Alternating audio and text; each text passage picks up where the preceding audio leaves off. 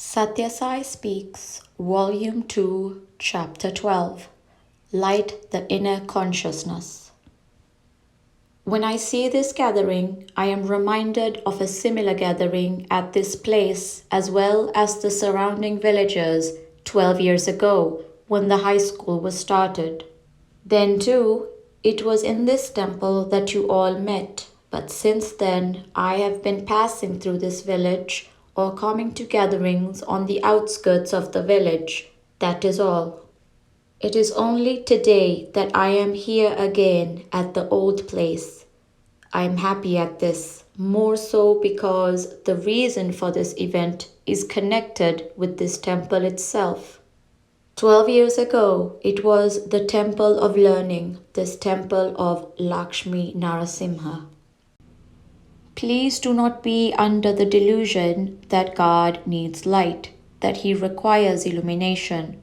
He is divine light personified with the splendor of 1,000 suns. He is the force that makes light shine, and He is above and beyond the luster that nature can supply. It is not so much this stone structure that needs illumination when you come to think of it. It is the temple that you are carrying about with you, the body that must be fitted with lights. The body is said to be the temple, and in that temple is installed the indweller, Jivo Deva Sanatana, who is the timeless God. The inner motive force is God, and when He is dwelling in the heart of man, He is called the individual soul, Jivi. The soul is not recognized as God because of the darkness of delusion.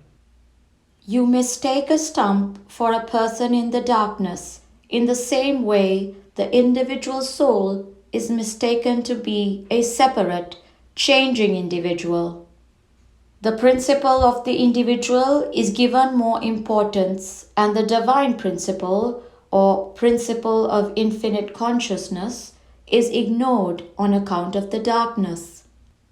So the lights have to be switched on in the person's inner consciousness, antakarana, rather than in the house where the image of the Lord is installed and worshipped. A temple is the center of culture for the town.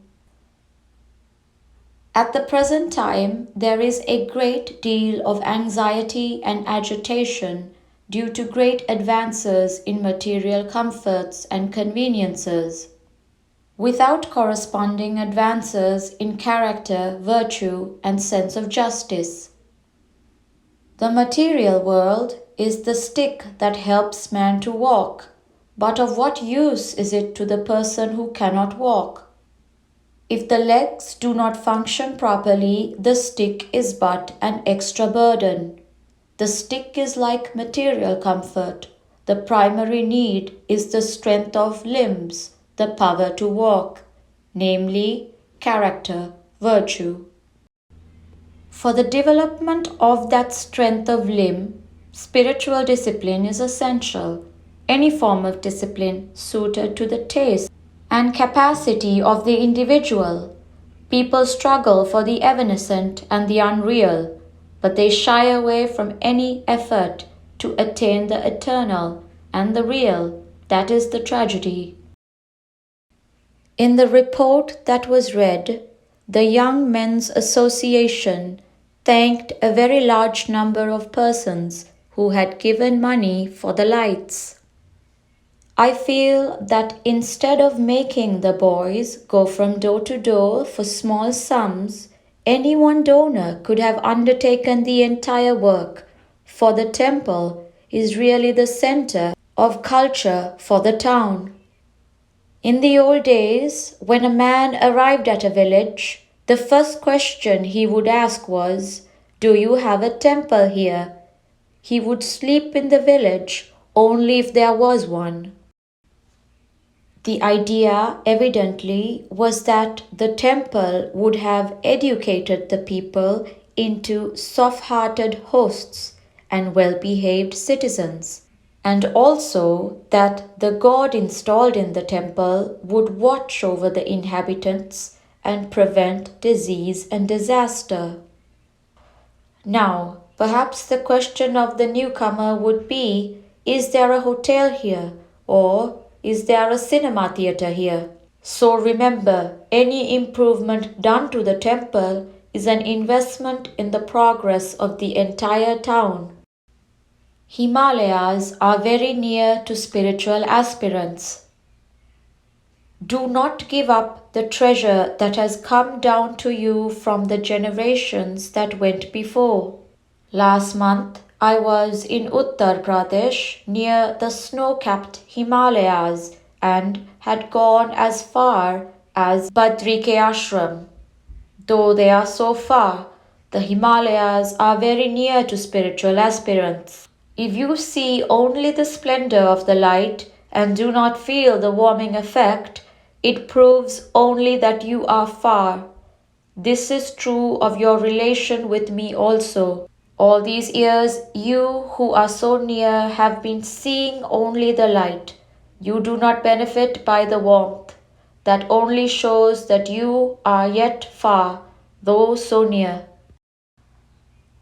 Well, we went to the Himalayan regions and saw thousands of old decrepit men and women, besides others who were stronger and more prosperous, men, women, and children, braving the rigors of the climate, the dangers of the road, the cold and hunger, the cost and the distance, and trudging along to get a glimpse of Narayana, God, installed there. I am often asked where righteousness, Dharma, can take refuge in this iron age. Well, Dharma is still flourishing in the hearts of those thousands, I can say. When in Ayodhya, I could see and sense the constant recitation of Rama's name, Ramanama, by almost all the people there. In a bag of rice there may be a handful of stones, but do not condemn the entire bag for that defect. The pilgrims were repeating the name of Badri Narayana, and that gave them an extra dose of strength and inspiration to trudge forward. Yes, you will find by experience if you practice it. It gives you joy and peace. The divine power is there in you. It need not come from somewhere outside you. Only you have to prepare the ground so that it may manifest itself. You must be sincere in the spiritual field. Remove the roots of the weed of egoism from the field of your heart. That is enough. But this is very difficult. The lightest shower will induce the weeds to sprout again. Similarly, when circumstances turn favorable, egoism throws up its shoots and grows as thick as in the past. You will have to remove the roots too. This can be done by insisting, not I, but the Lord. In the spiritual field, you must be sincere. Do not pretend and deceive yourself and others. A mendicant once sought a place where he could get a meal, since he was very hungry. A pious old lady called him into her house and asked him to take his bath and partake of the noon meal. He said, "Oh, why should I take a bath? Govindeti sada snanam. I just repeated the name of Govinda, and that is as good as a bath." Hearing this, the lady said, "In that case, Ramanamitram sada bhojanam. The name of Rama is food forever. I shall also feed you with a quotation. Get out of here pretty quick." Do not use the study of the scriptures for increasing your egoism. Let it make you humble, though at the same time more resistant to temptation. Your nature is divine. What has happened is that delusion has covered it with dirt. The washerman does not make your clothes white. They are white already. What he does is to manifest the whiteness by removing the dirt that has hidden the genuine native white color. The washerman must have two good things to bring out the basic whiteness: soap and water. Both have to be good. You cannot manage with only one of the two.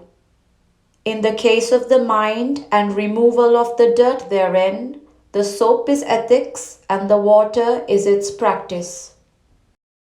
Heritage of the past is lost through neglect. It is the ignorant person who argues loudly and angrily and talks cynically. The wise man will pause before judging. He will see all sides of the problem related to his own experience and hesitate to accept it or condemn it. He will hear less and taste more. The plight of Indians is like a person who, with butter in hand, is running about for ghee.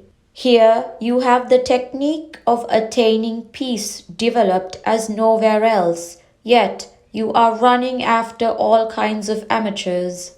Of course, even the spiritual leaders are taking to competition, conflict, and the acquisition of wealth and fame. So, the heritage of the past is lost through neglect. Though the soap is good, the water of practice is dirty, so the clothes do not get their genuine whiteness. Even for a householder, Lakshya, objective, and Lakshmi, goddess of wealth, are both equally important. He too has an objective which he forgets at his peril. Wealth should not hamper that goal or hide it from the eyes. For an ascetic, wealth is taboo, only the objective is to be pursued. Well, now the lights have been switched on. Those who come up to this temple will see the shrine more clearly. I bless them that they may also see their own selves more clearly. Light is the source of joy and knowledge. Do not insult the light by misusing it, playing cards or talking about or planning actions of hate or greed. Utilize it for increasing your devotion, for developing your knowledge of the glory of God, and for serving others in a spirit of true brotherliness. Lakshmi Narasimha Temple, Bukapatnam, 1961, July 18th. Do you like to measure the vastness of the grace of God? Then look at the crops in the fields thirsting for rain. Poor things, they cannot reach up to the clouds, bearing the delicious water. They can only pine and pray plaintively. But the clouds pour the rain they have brought from the far distant sea and make the crops green and gay. The Lord answers the prayers and refreshes all drooping lives. Sathya Sai Baba.